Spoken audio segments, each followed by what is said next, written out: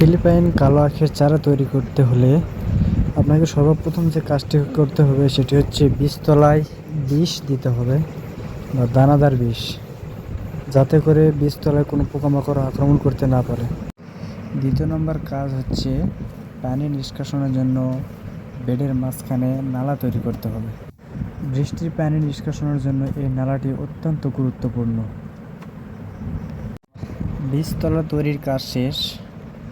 আমরা যেভাবে ভিডিওতে দেখাইছি ঠিক এরকম করে মাটিগুলোকে ঝুরঝুরে করে নিতে হবে, যাতে করে এই মাটিগুলোতে চারা বা কাটিং বসানোর সঙ্গে সঙ্গে চারার শেকড়গুলো যথাযথভাবে বেড়ে উঠতে পারে। বেড তৈরির কাজ শেষ, এখন পালা কাটিং বসানো। চলুন দেখি কিভাবে কাটিং বসানো হয় এই আখের। তো শুরু করলাম এখন আমাদের কাটিং বসানোর কাজ। কাটিং বসানোর সময় অবশ্যই খেয়াল রাখতে হবে কাটিংয়ের যে চোখগুলো রয়েছে, যে গেটে যে চোখগুলো রয়েছে তা যেন অবশ্যই দুই পাশে থাকে, উপরে বা নিচে যেন না হয়। আর এদিকেও খেয়াল রাখতে হবে যে কাটিংয়ের মাঝখানে যাতে বেশি ফাঁকা না থাকে, গ্যাপটা যাতে বেশি না থাকে। যদি গ্যাপটার পরিমাণ বেশি হয়ে যায় তাহলে সেখান থেকে আগাছা ওঠার সম্ভাবনা রয়েছে। আর এতটাও চাপানো যাবে না যে গাছটা উঠতে পারবে না, সুতরাং এমন একটা গ্যাপ রাখতে হবে যাতে করে গাছ উঠতে পারে এবং আগাছা তেমন বের হতে না পারে। তো এই হলো আমাদের বেডে বসানো সেই কাটিংগুলো। ভিডিওটি লম্বা হয়ে যাবে বিধায় আমরা মাঝখান থেকে কিছু স্কিপ করেছি। দীর্ঘ সময় অতিবাহিত হওয়ার পর আমাদের কাটিং বসানোর কাজ শেষ। এখন আসতে হবে আমাদের শেষ পর্বে, চলুন দেখতে থাকি। আমরা এখন ভিডিওর একেবারে শেষ পর্যায়ে চলে এসেছি।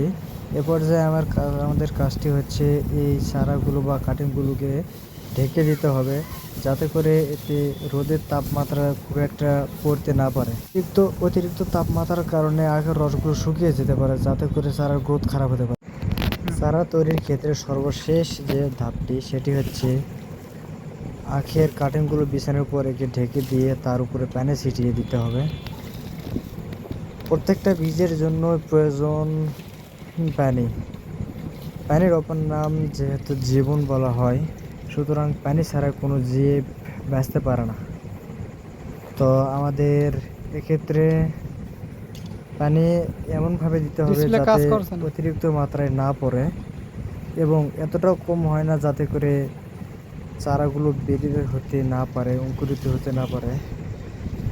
চারা জার্মিনেশন ইনশাআল্লাহ 95% প্লাস হবে যদি সঠিক মাত্রায় সব কিছু মেনটেন করা হয় এবং সঠিক নিয়মে চারাগুলো বা কাটিংগুলো বসানো হয়। অবশ্যই ইনশাআল্লাহ আপনারা 95% জার্মিনেশন পাবেন। এই হচ্ছে আমাদের 2 সপ্তাহ অর্থাৎ 15 দিন বয়সী আখের চারাসমূহ। যেমনটি বলেছিলাম যে সঠিক পরিচর্যা এবং সঠিক পরামর্শ অনুযায়ী যদি আখের চারা তৈরি করা হয় 95% প্লাস জার্মিনেশন পাওয়া সম্ভব। তো এই ছিল আজকের আমাদের প্রতিবেদনটি। পরবর্তী ভিডিও দেখার জন্য আমন্ত্রণ রইল এবং যে কোনো পরামর্শ বা যে কোনো প্রয়োজনে আমাদের স্ক্রিনে দেওয়া নাম্বারে কল করুন। আমরা সর্বদা আপনাদের সুপরামর্শ দিয়ে সহযোগিতা করার চেষ্টা করব ইনশাআল্লাহ। আজকের মতো এই পর্যন্তই।